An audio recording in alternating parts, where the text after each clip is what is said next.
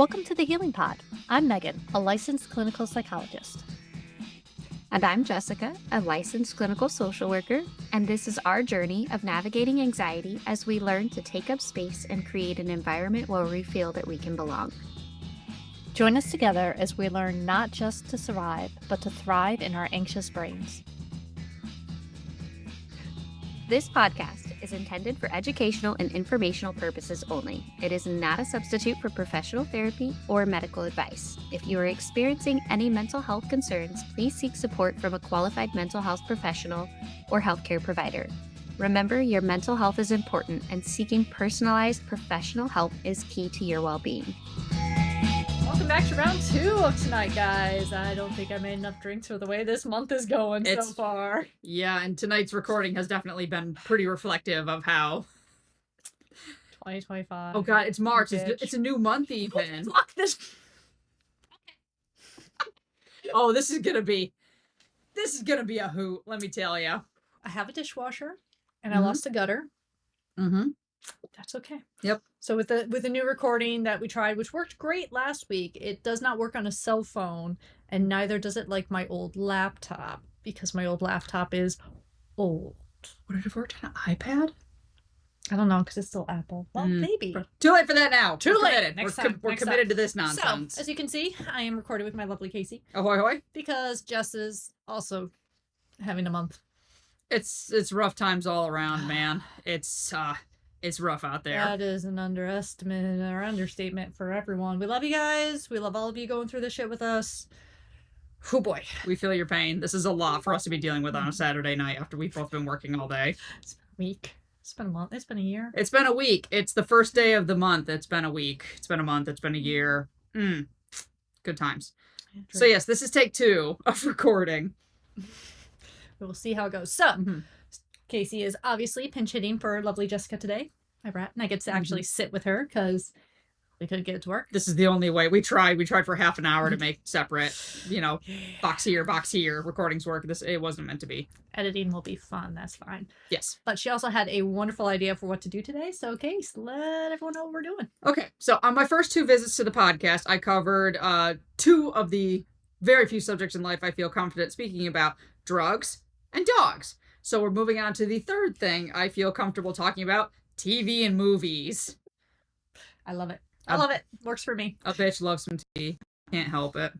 So, obviously we consume a lot of film, TV in our day-to-day life, and there's a lot of different portrayals of psychology, psychiatrists, all of that. So I thought I would throw some of my personal favorite examples out to Megan and get some of her top-level reactions to how accurate, how well it portrays the field, things like that. So I got a handy dandy little list here. Megan has not been privy to the list. I thought it would be more fun to spring them on her. That way she couldn't research and know about things beforehand. Because that's cheating, because overkill is one of my many modes, and I don't need to cheat tonight. I need to relax. It's fun this way. Absolutely. And I know that there are several good examples out there that we're not going to be able to talk about. My sister mentioned The Sopranos. Neither of us have watched The Sopranos, so unfortunately we're going to have to leave that one out. These are just ones that we are both familiar with, and we feel like the general population has a pretty good chance of knowing about them as well. So if you don't know them,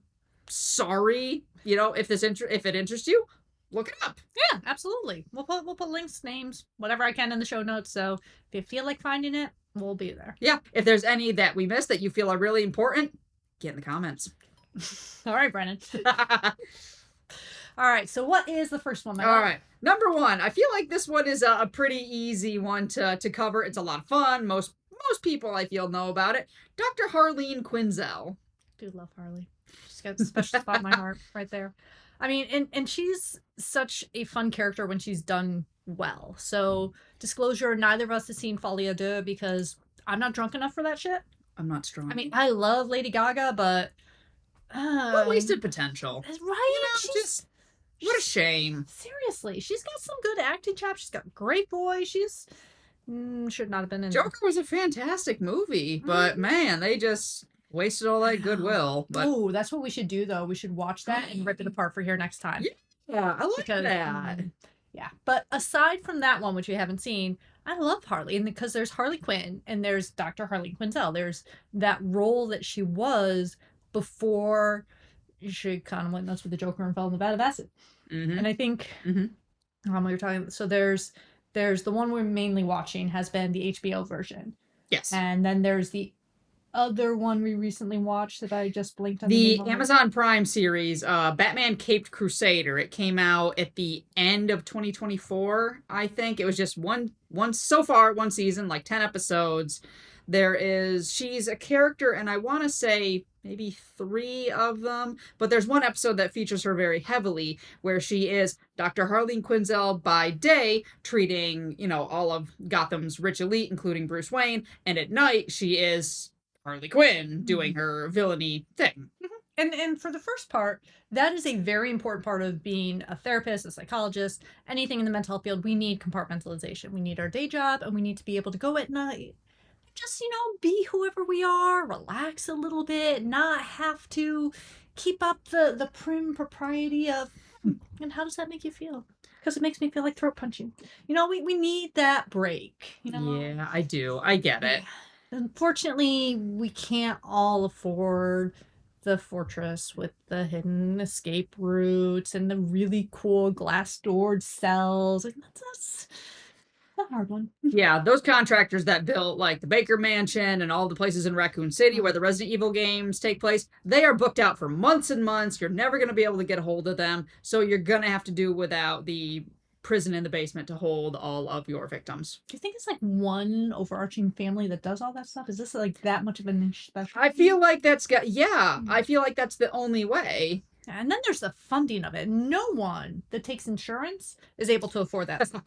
Well, I mean, it's a big plot point in the Cape Crusader that before Harley kidnaps these people, she has them write their entire fortune to her or give it to charity. It might be a combination of the two. But you got to pay for that basement somehow. You got to pay for the butlers. You got to pay for the security. You got to pay for the self-destruct sequence. The costs, they add up. And I know there's a lot in our ethics code.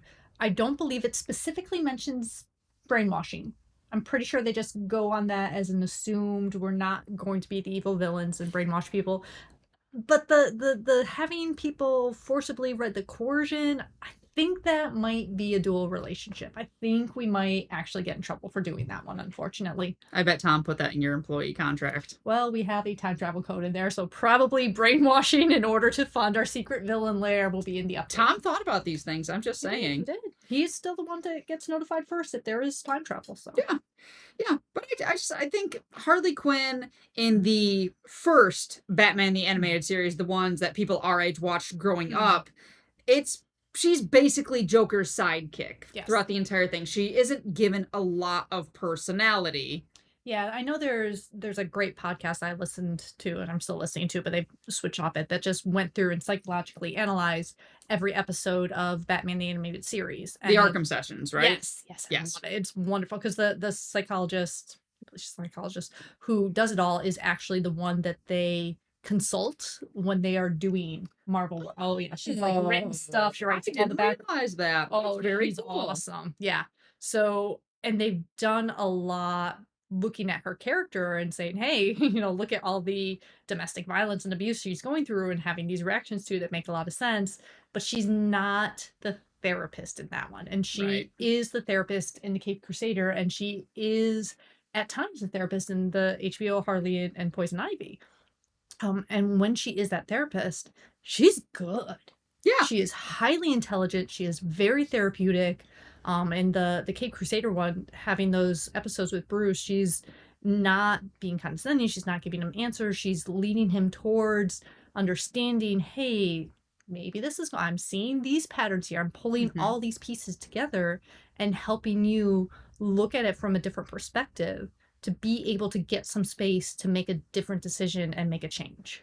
And she knows that, when his court mandated sessions are up, when he goes to the last one, he's like, oh yeah, you've helped me so much. She knows he's lying. We always, if you blow so much smoke up our butt, we know you just want a free letter or you are just lying to get us to sign off and let you go. We know. It's like your dentist. Your dentist knows if you're not flossing. They know. And your dog groomer knows if you're not brushing your dog. They really know. We know. The people you pay to be experts, they know. And she knew Bruce was lying. And there's, especially if you're working with adults, there's a level of, I know you're point blank lying to me, and you have the autonomy to lie. You have the autonomy to say, I don't want help. There's more of a wiggle room with kids of their parents can drag them in there, but it's that same thing. If you don't want to engage, if you don't want to do therapy will be useless for you. And it kind of is really annoying to sit there in session and bang your head against the wall with someone that doesn't want to be there, because it's a waste of everyone's time. Absolutely. You're taking up time that could be used by someone who really wants the help. Yeah, and by someone that is going to use it and is going to make a difference and is going to progress with it. And like, we want our work to be successful. We want to help people to not need us anymore. That is the entire focus of our job, is if I help you enough, you will go on in the world and not need us. And that's okay, because there's enough other people behind you that I want to help too. It's okay for you to fire me. Please fire me. Be done with me. It's great. I love it. Gold stars all around. That's the goal. The goal of therapy is to not need therapy anymore. And some people will need therapy their entire lives, and that's perfectly legitimate too. Yeah. But the goal is always for you to be good, to be better. I know. I love it when I get to the point in sessions where people are like, I know what you're going to say. I'm like, good, say it for me then. Let me sit back and just support you and cheerlead you and say, yes, that's exactly what I would have said to you. That is exactly what I would have hoped you would come to for your conclusion to yourself. Now, what are you going to do with that? Yeah. And there is, in Harley Quinn, the HBO series, there's a whole episode where Harley goes into her own psyche and the crew goes into her psyche, and she discovers that Joker didn't push her into that vat of acid. She jumped. She didn't want to accept that. She had repressed that so hard. Like, it's literally on an island, surrounded by alligators and all of that. She repressed it so bad, but she knew. Deep down, she did know. And I love, like, that episode is a great episode, not because it's a therapy session, because it's an allegory of that therapy. So getting to that point, especially in these abusive situations where you are not the person that was abusing, you are the victim.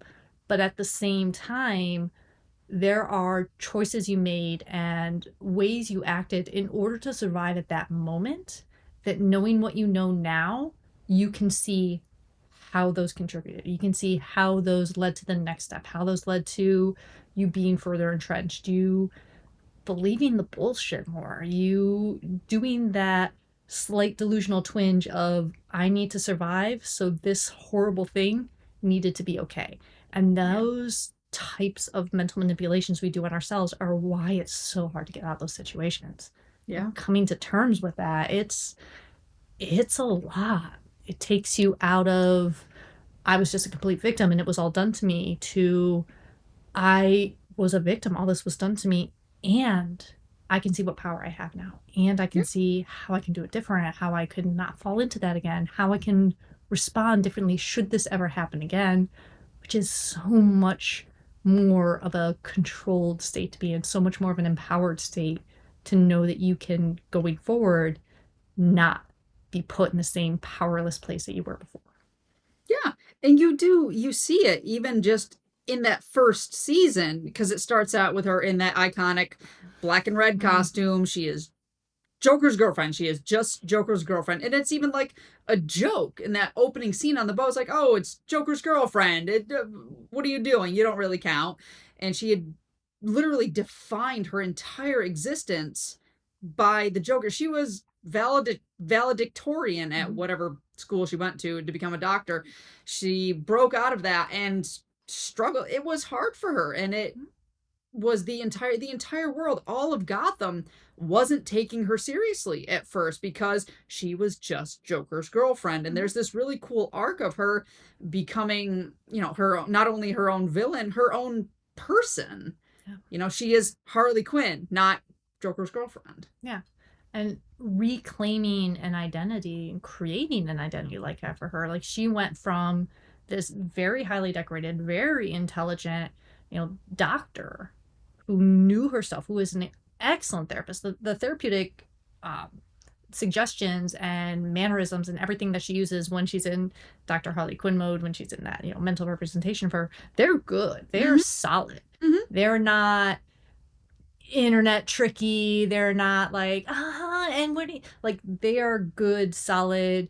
Let's look at this from a different angle. Let's get deeper. Let's look past all of your and these defenses that you're throwing at us and get to the actual issue here. Like, she was very good in that role.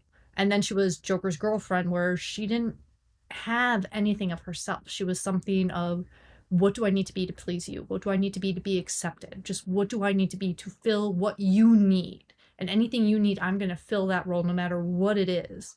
And then when she lost that, the entire show just goes through this, well, I'm trying to be that same, filling this need without the person needing me, so it doesn't work. And she had to find out what her own stance was, what her own reason for being all this was. This is really good character arc. Very well done. Yeah. So that was a lot of very thorough, in-depth discussion for something that I thought would be kind of a quick throwaway. Top stars. Harley Quinn. Yeah. Great doctor. Okay. So let's move on from comic book to something slightly more grounded in reality. One of our favorite shows, we watched it front to back many times, Frasier. Yeah. Specifically Frasier from his own spin-off series. I haven't watched all of Cheers, so I can't speak to how he is in Cheers, but let's talk about Frasier. And to a lesser extent, Niles. Yes. So I've never watched Cheers, so I don't have any of that to cloud this.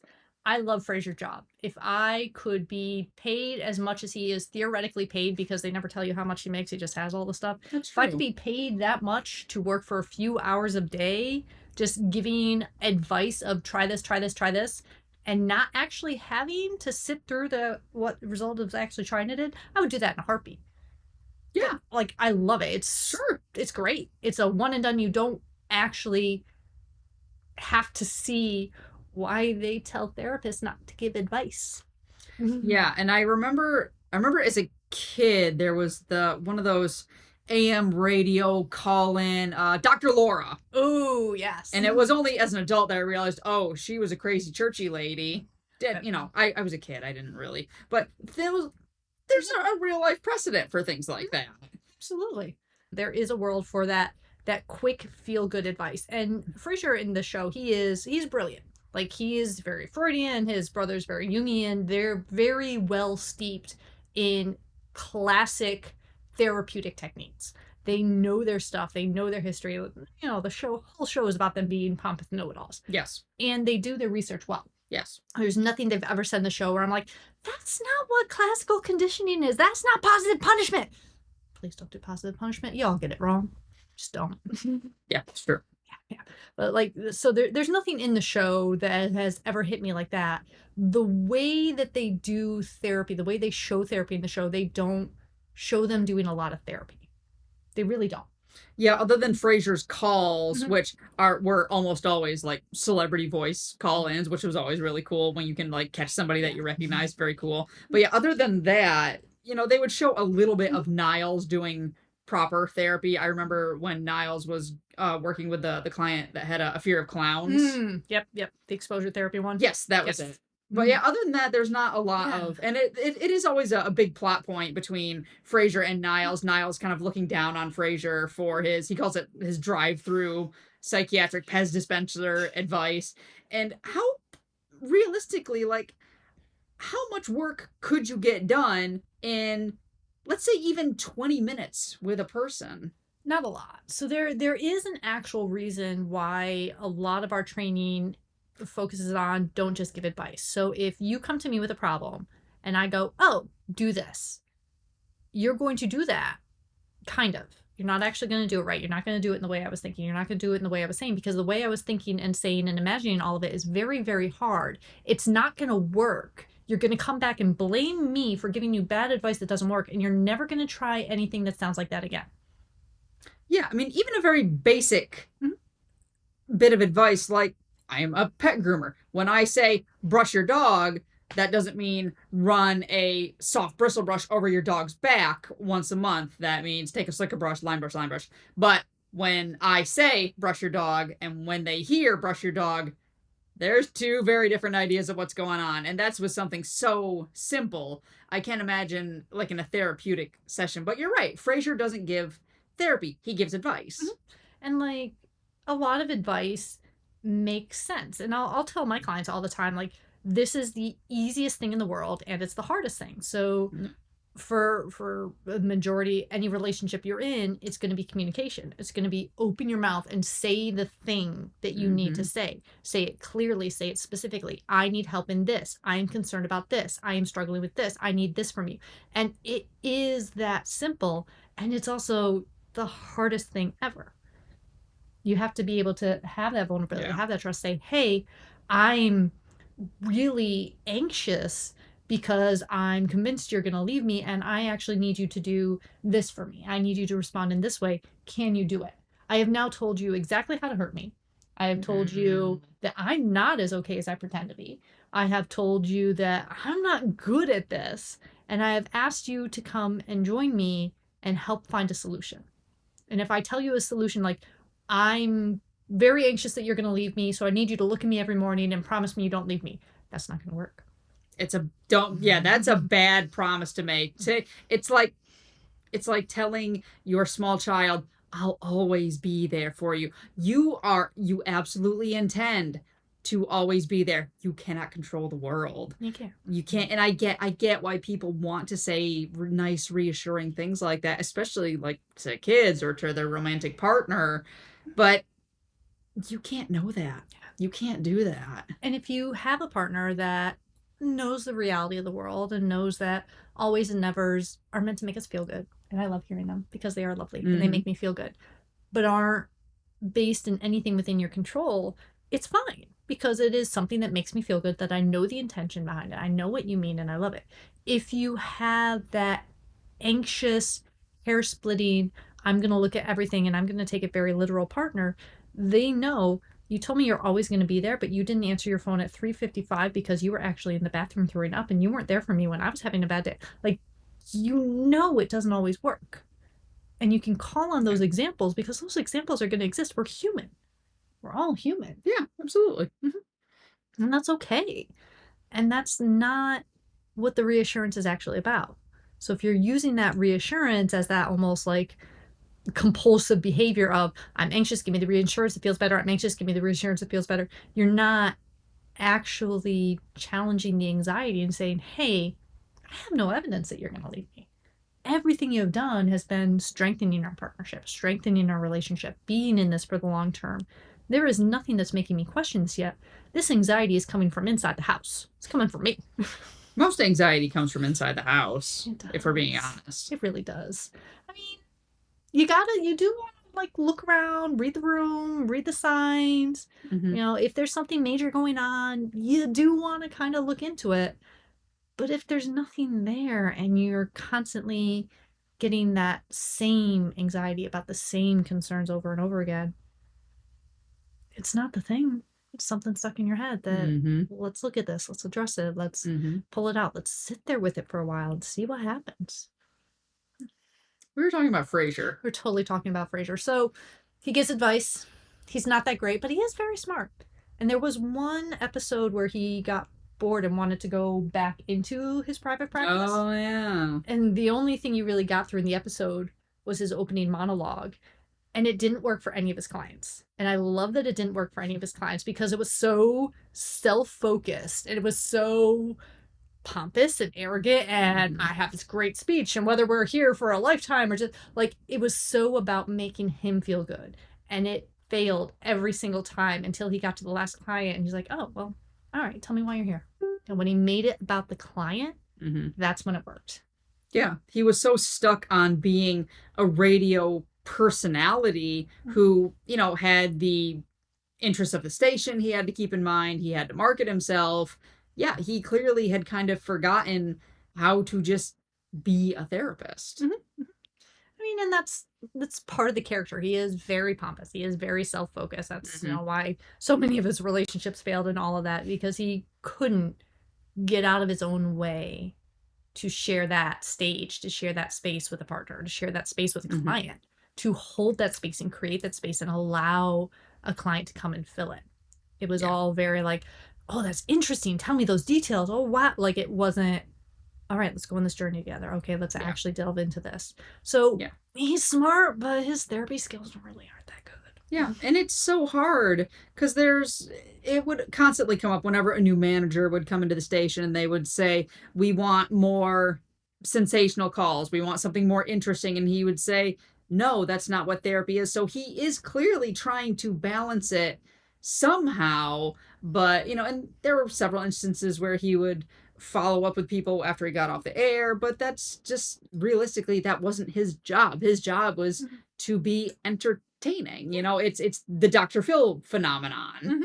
It's under the guise of I'm gonna help you, but it's all for ratings. Yeah. And when you're day to day, like if you're doing therapy and every single one of your clients is high needs, sensational, would make great ratings, you are going to burn out. Yeah, that's another excellent point. Yeah. I mean, I feel like I always bring this back to dogs because that's what I know, but shows like The Dog Whisperer that show these big explosive moments, that's all for ratings. Good dog training and good therapy are largely boring to watch and observe, and it should be.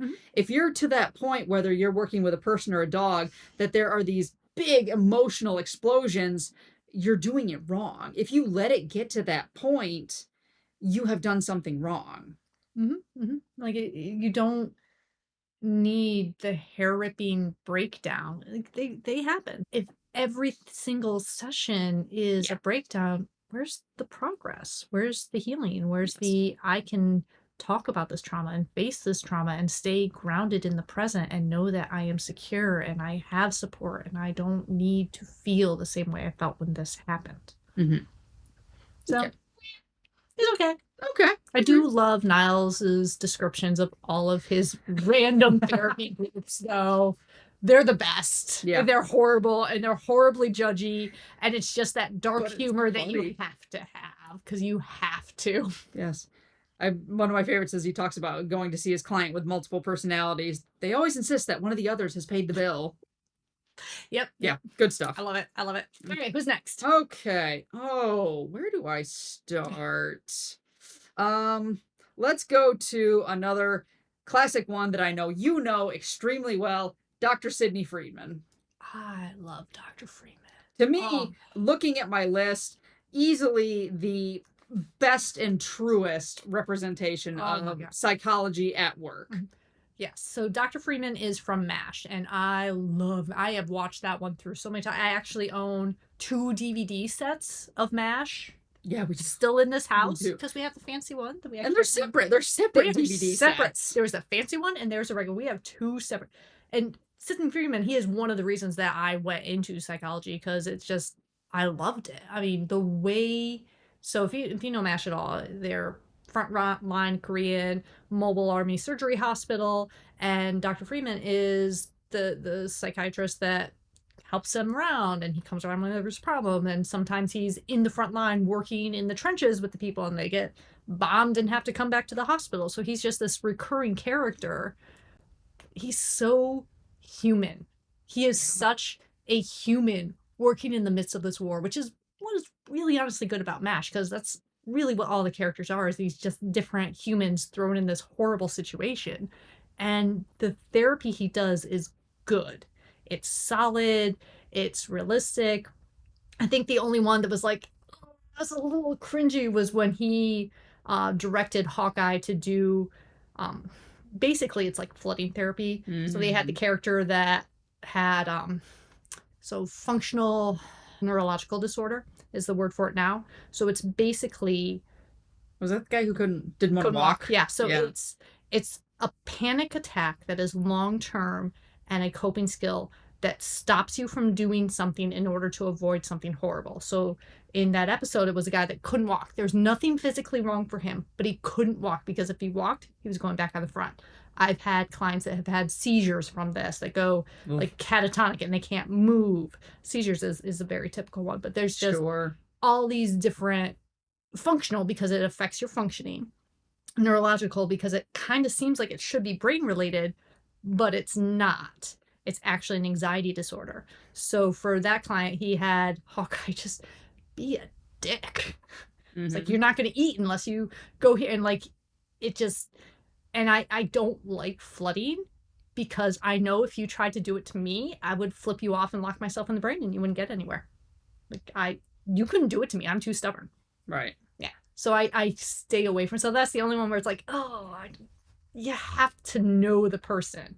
Yeah. And he wasn't there for that episode.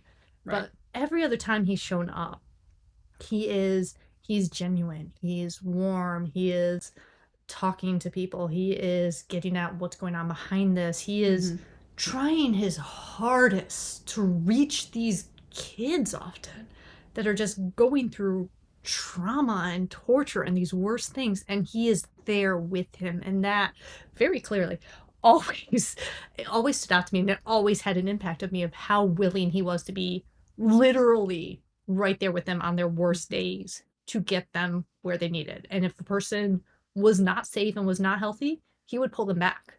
He would say, no, you're going home. He would look out for all of his clients.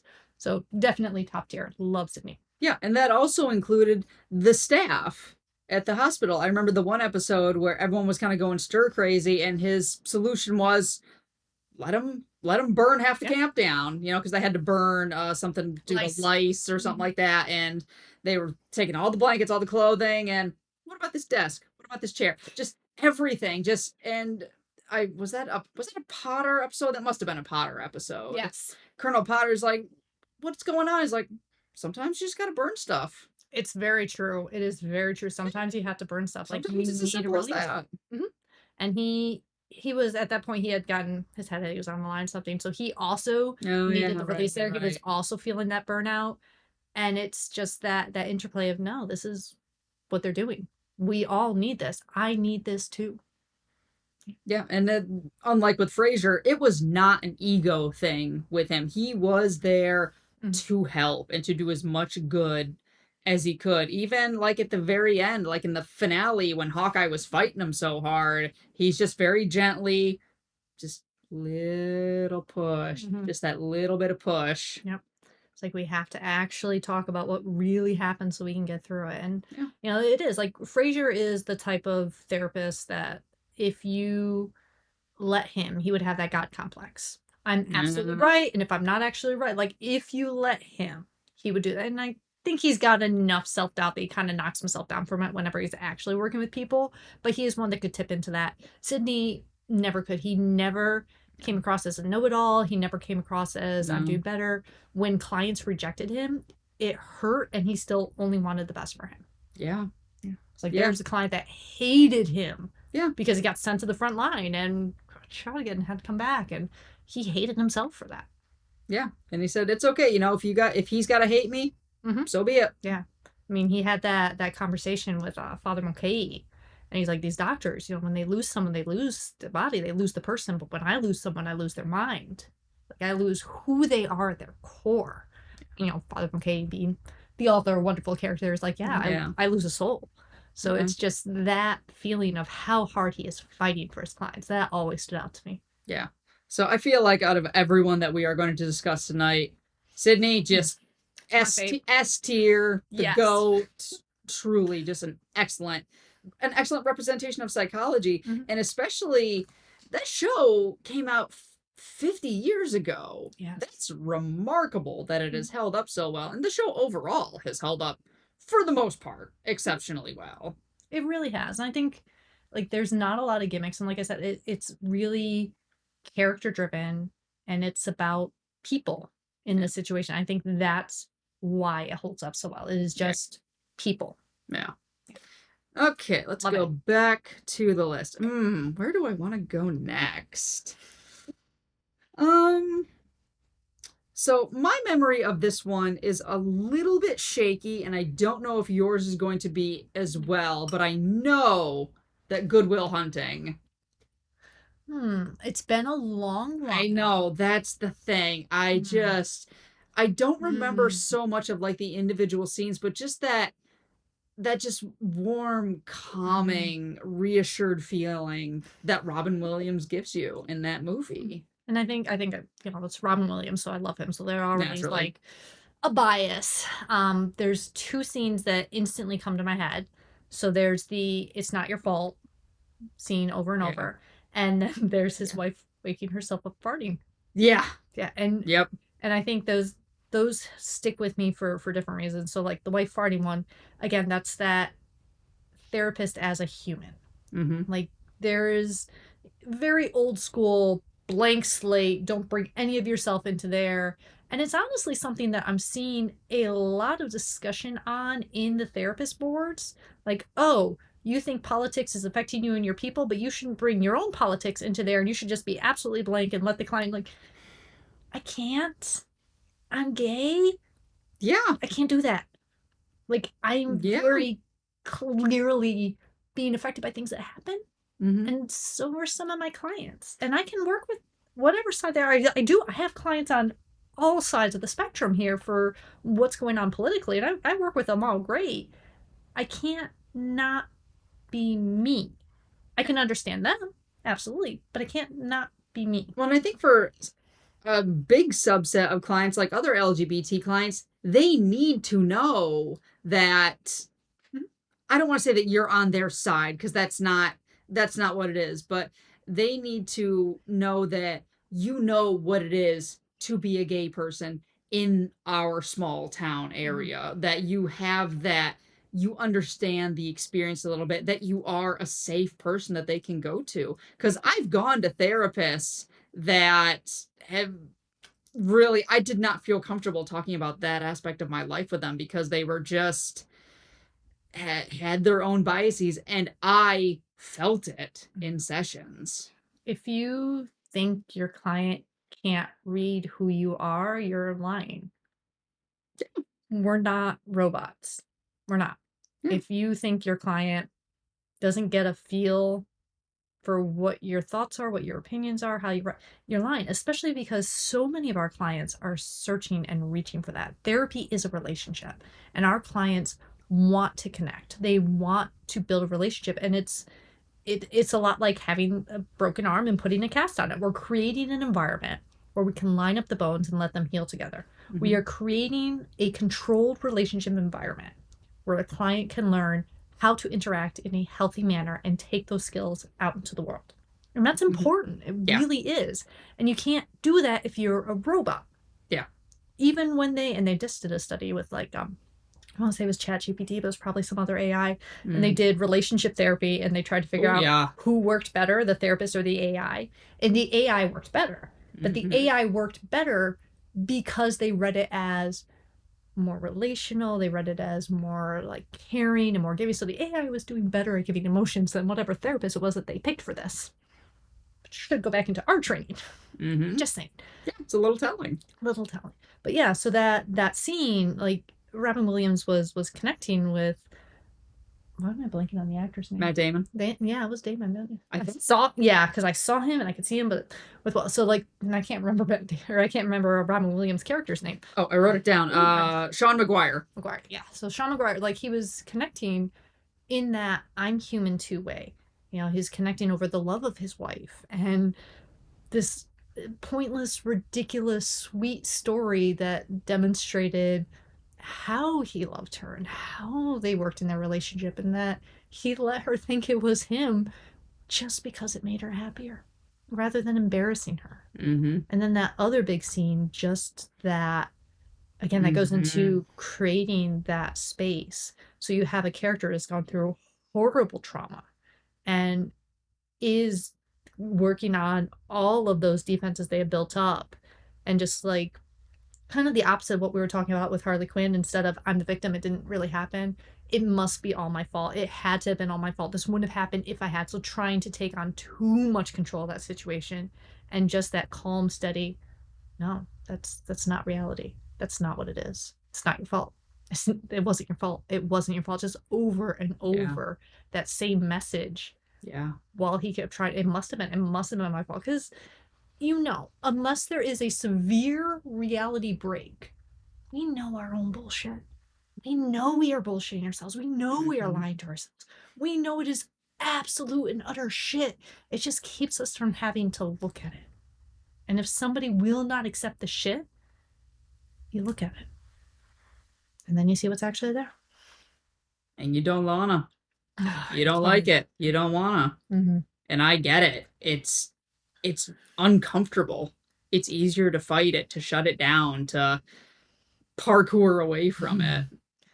If every therapy session you go to has you feeling wonderful, you're not in therapy, you might be on drugs. Yeah. Yeah. Or wasting your money. Mm-hmm. Because then they're blowing smoke up your ass and they're just telling you everything's right. And therapy is working on the hard stuff. It doesn't always feel good. It should give you the Yeah. tools to do the hard stuff. Yeah. So yeah, so from what I recall, you did good. There's some good points there. Yeah, we should watch it. You should. It's a good one. Oh, fantastic film. I feel like Robin Williams improv the wife farting thing. I mean, he's so well known for his improv anyway, and I feel like I read somewhere that he made that up as he went. Probably. Sounds about right. It felt very just like, here's a story. But that's needed some time to get that connection. You know, if you're working with someone with a lot of trauma, you're working with someone that's been poked and prodded and, oh, was it this? And what's going on with you here? And you have a problem here and you're wrong here. And having someone treat you like you're on the same, you're just a human like they are. Here's these mistakes I've made and it's okay. I've worked my way through too. Here's these, weird things in my life and funny moments, and here's people I've loved, and here's hard things and losses I've had, because I'm pretty sure his wife is dead at that point in the film. Yeah, I believe so. Yeah, so like, here's these hard things I have. I made it. Maybe we can get you there too. You tell your clients about the dumb things I do. I usually stick with the dumb things I do because that's enough. I don't know, the dumb things I do are usually funnier. Sometimes. But no, you usually talk about the sweet things you do. You know, like eating the the cold foam that turned into glue. You ate it as a snack. I did. You ate it. It was required a gummy. little bit of chewing. Yeah, it did. It was cold foam from a coffee. That was no longer a foam. It was a just foam. gummy. Gummy implies no, it was closer to a glue than a gummy. Tasted like strawberry still. It was very tasty when it was a foam. It made me pretty sick. I love you. Yeah, I'm also the type of person who ate an entire bowl of Fruit Loops with expired milk. And I remember I texted Kelsey and she said, you didn't realize that it was expired until you were done eating it. I'm like, I thought I forgot what Fruit Loops tasted like. This is why I check the milk for freshness in this house. All right, Who's let's do next? one more.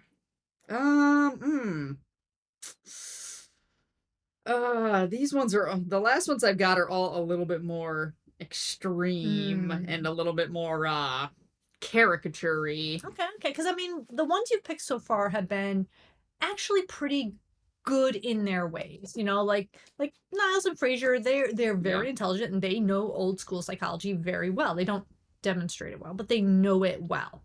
You know, everyone else has been, in my opinion, very good. Yeah. So who do you got now? Let's go with Dr. Marvin from What About Bob? Baby steps. Baby steps. Baby steps. Baby So steps. Dr. Marvin is what Frasier would be if he was less Freudian and given free reign. Yeah. He's got that ego. He's got that pompousness. He's got that God complex. He's got a shelf of his own books. And which book am I going to recommend? First off, you never give a book to a client because they will not return it. No. So only give a book if you're willing for it to go. For those of you not familiar with What About Bob, you take a couple hours watching What About Bob. That's like Bill Murray at like his peak prime. Bill Murray. It's Bill Murray is the patient. Richard Dreyfuss is Dr. Marvin, and it's basically a patient that does not understand boundaries and just keeps pushing and pushing and pushing and pushing until he takes over this guy's life and kind of ruins his life, not meaning any ill the entire time, but he just does not understand. He just keeps inserting himself into this guy's life, and it's a comedy. It's all played for laughs, but like, how infuriating must that have been? Oh, if that was a real patient, that would be. Yeah, can you imagine, like, if this was one of your clients? Well, my clients would not get the opportunity to do that. I had one client push a boundary once very much with me, and I yelled at them in the hallway. You know, even when you're a grown-ass adult, when someone in a power of authority literally yells at you, like, I mean, there's Okay, something about that that'll bring you up short. this is me. So I was not actually literally yelling, but I had my mom voice on, and I am not a mom. And there was a finger, and there was a, you do not do this. Like, there was that tone. And Megan's serious voice is scary. Scared a grown ass adult. But, you know, that's what you need. And it is, because it's a safety concern. So what about Bob is this light, delightful comedy. So good. And then we have, I don't remember the name of it, but like that one where the guy kidnapped his therapist. Oh, I think it's got Yep. oh god. Which was actually a really good therapist. But it's the guy from The Office. Steve Carell. yes. Steve Carell, Yes. and I don't remember the name of his patient, but yeah, he kidnaps him He does. And like because he wants to be better. he does. And I that think it was just called the psychiatrist or the therapist or it was something like that. But something that was like that. That was really good. It was really good. It was really good done. He was a good therapist. But that is like, this is the terror of if you do in-home therapy and people know where you live, Mm-hmm. this is a legitimate concern. Is it a realistic thing that happens? I mean, how But Dr. often do Marvin things wasn't doing happen? in-home therapy. This all happened Right, at like right. his vacation house where he was like set up to do this. Was it like a magazine interview think so. or something like that? You know, because that's when magazines were relevant, and that was a big thing to be featured in a magazine. Absolutely. Yeah, but there's just that if you do not maintain your boundaries, it's not safe for you and it's not safe for the client. So a Yeah. lot of the way you want to think of the ethics is not that we are actually good, caring people and should be able to bend them because it's for the benefit of our clients. You want to approach ethics thinking that you're the asshole. You're actually going to hurt your client. You're actually going to do something wrong. And the ethical rules are there to prevent that. So if you follow the ethical rules, even though you are the asshole, you're not going to hurt the client. Right. If you're like, well, I can push over those ethical rules, you're probably going to cause some harm, even if you don't mean to. So what about Bob? Bob is the one pushing all the rules. Bob is, I'm gonna, hey, you're here. I found you're doing this. I know, and I'm in your space. And he tried to set boundaries. He didn't Yes. do a good enough job. That's the thing. He Mhm. didn't enforce because he was trying to be nice. Mhm. And there is a very, you want to be professional. You want to be, you don't want to actually scream at your client in the hallway, but you want them to know this is never happening again. Mm-hmm. If you are here, I am no longer going to talk to you. If you push this boundary, I am not safe. It is not a good safeness for you, and it is not going to happen. Yeah. I cannot work with you if you do not respect my boundaries. I need you to respect my boundaries and trust that I will respect yours. And if either of those is broken, we don't work together. Right. Because we do. We need that for the safety. You need to know I'm not going to show up at your house and try to therapize you during your dinner because, ew, no, I don't want to do that. Right. And I would also like you not to show up at my house and try to get therapy during my dinner time because, ew, no, don't do that. Right. And we live in a small enough town that out and about, you're going to run into clients every so often. Mhm. It happens. I remember when I was in high school, I was at the mall and I saw my therapist and he did the good therapist thing and didn't acknowledge me until I waved at him and said hi first. And we chatted for a couple minutes and went on our merry way.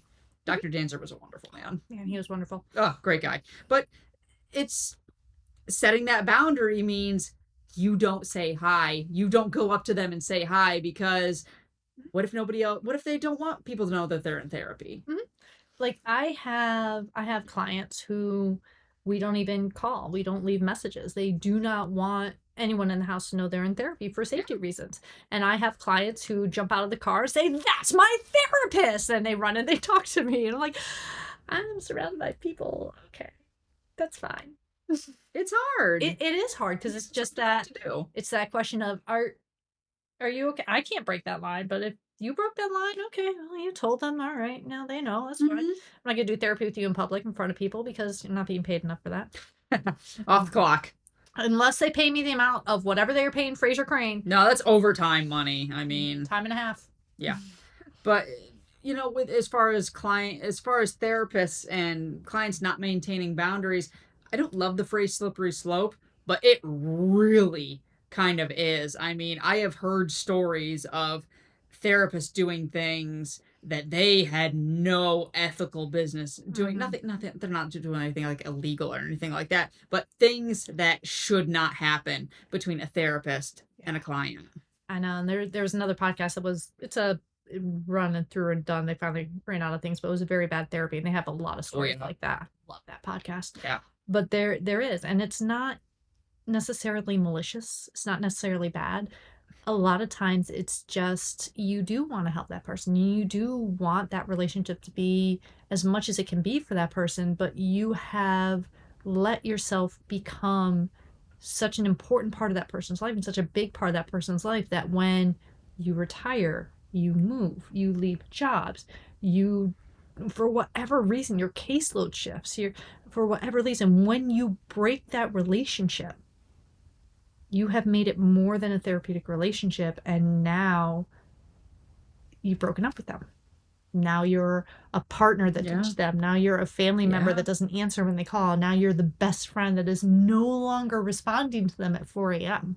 Like it was well-meaning and you wanted to be there and you wanted to be that support, but then life happened. You are in a professional role. Something shifted in that professional role because life happens. Yeah. And now the next person that inherits that person has to deal with the fallout of building the trust and setting the boundaries and being able to connect and to help in a therapeutic way while redefining what they think therapy is, because they are used to it being this more all-encompassing thing rather than being the supportive thing to help them find those other resources in their life and build up those other support systems in their life. But there's just sometimes, and like crises happen. Sure, of course they do. I'm available. I'm an understanding person. When our answering service calls, I answer. I am available. Yep.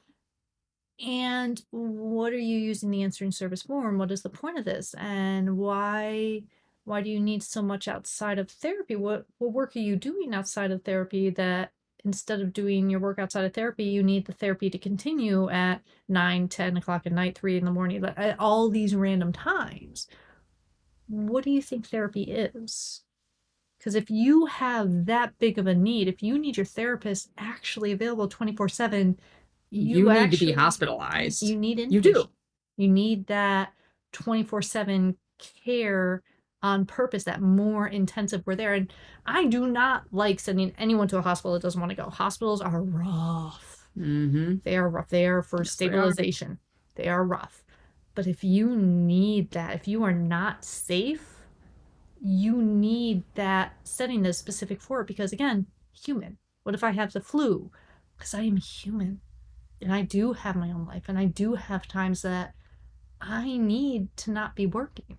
Yeah. And that's okay. Yeah. I remember when you were doing your externship in Pennsylvania, or was it that your internship? They all kind of bleed together. Megan was on call 24/7. 7 days a week, the entire time. If it rang, no matter what was going on, she had to answer it. And it was awful. It was awful for me, and I'm not doing a thing. I was just having plans interrupted. Megan is the one who had to mentally deal with all of it. I would just wake up panicking. I would dream. I would hear the phone ringing, and I would wake up panicking and try to answer it, and there was nothing there because it wasn't actually ringing. Like, it was so bad to, as one person, try to be that 24/7 support. It's not humanly possible. It's not for a caseload. It's just and if you had to do that for any longer than you did, you would have burned out so quickly, and then you wouldn't have been any good to anybody. And they wanted me to stay there. Yeah, they did. They Both of our bosses wanted us to stay there, and man, we couldn't get out of there fast enough. No offense, Pennsylvania, but that spot was not it. And definitely a need. Definitely a huge need. Yes, massive. But again, like expecting the clinicians, The intern. the intern, The intern. to fill that need at that level without the support that we actually needed to do You that. guys didn't actually have the resources to give the services that you were offering. You didn't. I think like one of the things was, you know, we did this was a year long, go to this place and work there for a year and get your hours so that you could graduate type of thing. And we were told none of us were allowed to cancel our clients and take off for Christmas. Between Christmas and New Year's, we weren't allowed to cancel our clients. We weren't allowed to take off. So sorry, Scrimenti. My clients all mysteriously canceled that week. Weird. And they're all, it was so, It was just so weird. and yet at the same time, there was a meeting in the middle of the week that none of us could miss. Yeah. Yeah. So we weren't allowed to take time off to recharge. We weren't allowed to not be available. We weren't allowed Yeah. to say, I can't. I need a break. I need to be human. I need to recharge. I need to take care of myself. We weren't allowed to. Yeah. And on the one hand, I know he meant well. I know Of he meant course. well Of because course. there was such a need. He wanted to be there for it. But it wasn't possible. We couldn't do it. Yeah. And last I knew, one of the guys I worked with was still there when I Oh moved my to New York. God, really? When I moved to New York, I had to hunt him down for a signature. So one of the guys I had worked with, he wasn't, the boss wasn't there. The boss was in a different state. But one guy I knew was still working there. What a trooper. Bless that guy. He was pretty awesome. That was a rough era. That was a rough place to be in. It was tough all around. But we did get Calvin. We did. He's a pretty great cat. He was. He was. So yeah. What about Bob? What about Bob? What about Bob? Oh, what a film. Oh, there's such good ones. And I know there's plenty of examples out there of the therapist slept with a client, the therapist like there's plenty of bad examples out there. There's plenty of horrible therapists out there. And there's good ones too. Like one that you didn't bring up was not the Little Bo Peep. That one makes me laugh. But the other therapist from Big Little Lies. Oh, good one. I can't remember her name. Oh, shoot. Yeah.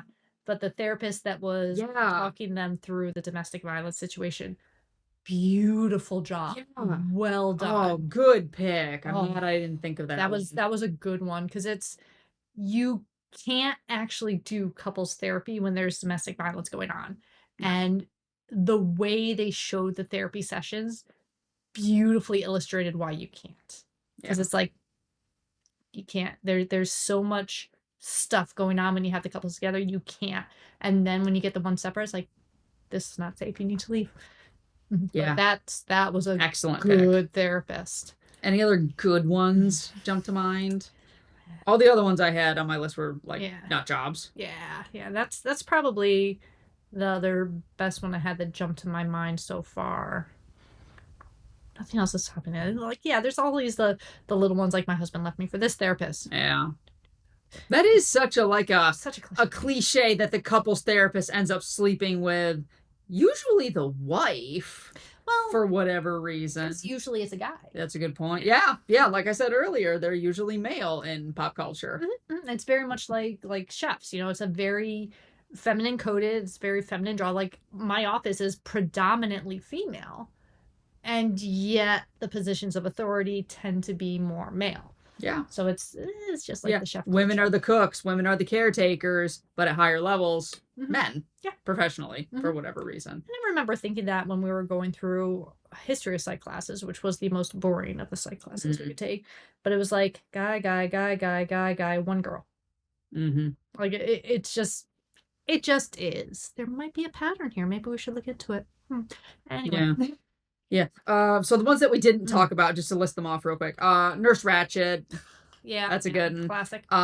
Hannibal, specifically from the TV show, because in like Silence of the Lambs, he's not, he's strictly in his I'm gonna eat your face. But in, when Mads Mikkelsen does him in the show, you see him do more therapizing. You do. And it's interesting because like Mads is an amazing actor. Great. Love him. And his presence, his demeanor, his ability to cook. He did the knife thing with the egg.